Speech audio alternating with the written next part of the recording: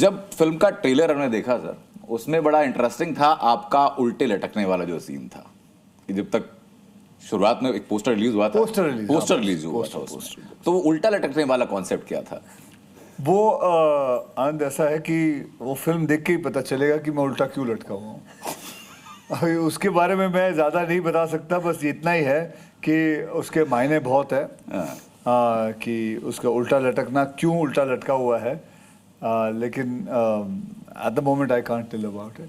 अच्छा, personal life में कभी आपने ऐसा कुछ महसूस किया है, पैरानॉर्मल कुछ महसूस किया है, भूत प्रेत विश्वास करते हैं आप?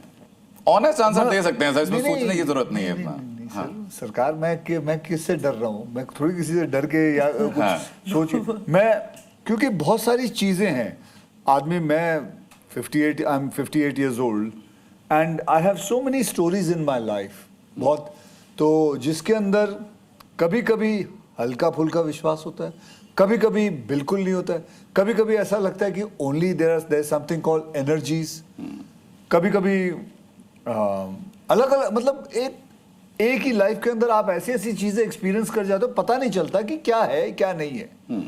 वामिका महसूस करती हैं चीजों को, विश्वास करती हैं? वामिका के पास दो कमाल की कहानियां हैं। सुना दीजिए सर। तू रिकॉर्ड करके रख क्यों नहीं? मैं सोच रही हूँ ये कैसे रिकॉर्ड करके रख लेती हूँ। जल्द वाली सुना, जल्द वाली। हाँ।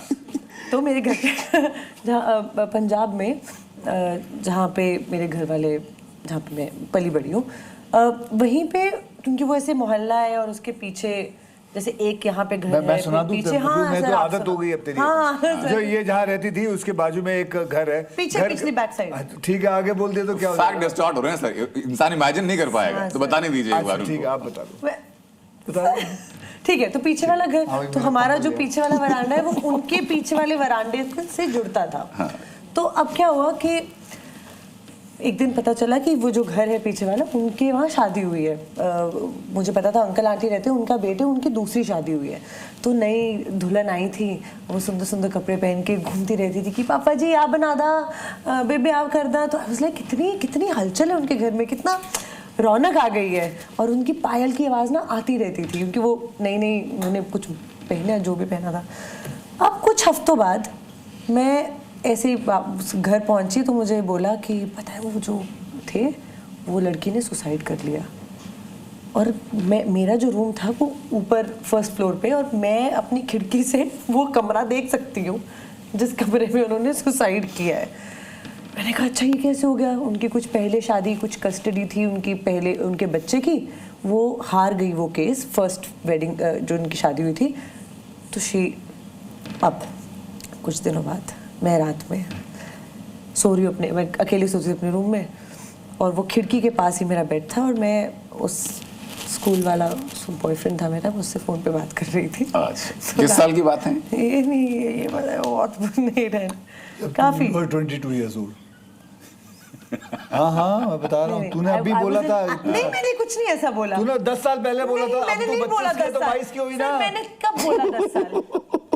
नहीं 10 साल नहीं, तब तो मैं बॉम्बे आ गई थी। बोल दे 14 साल की थी मैं उस वक्त 11वीं 12वीं में थी।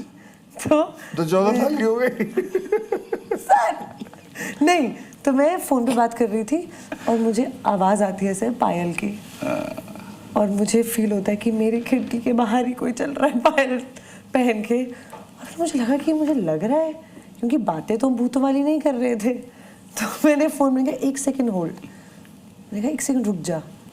फिर मुझे आवाज़ आती है छन छन छन छन। सर मैं सो नहीं पाई उस रात, और मैं कहती तू अब नहीं सोएगा तो मेरे साथ फ़ोन पे रहेगा। तो मैंने वो फ़ोन पे पूरी रात निकाली, जब तक सुबह के 4 साढ़े 4 नहीं बज गए। मुझे पता ब्रह्म मुहूर्त होता तब थोड़ा ना कोई भूत आ सकता है। तो तब तक फिर ये मेरे साथ एक्सपीरियंस हुआ है, जहाँ मुझे ऐसे लगा कि